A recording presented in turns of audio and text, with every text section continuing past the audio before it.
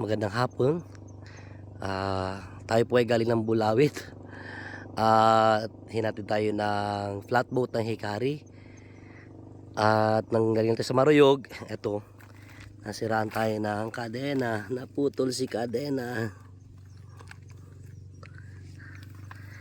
Pauwi tayo ngayon ng San Miguel Arcangel. Layo-layo pa ang ating lalakbayin at maghihintay po tayo saglit, mga 30 minutes, para may mag-rescue sa atin at bumili ng panibagong kadena. At habang nandito tayo, ating namnamin ang ganda ng kalikasan, gawa ng Diyos.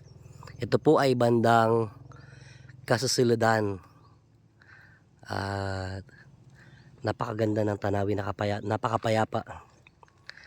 Nawa ay ingatan tayo ng Diyos sa ating pag-uwi. God bless.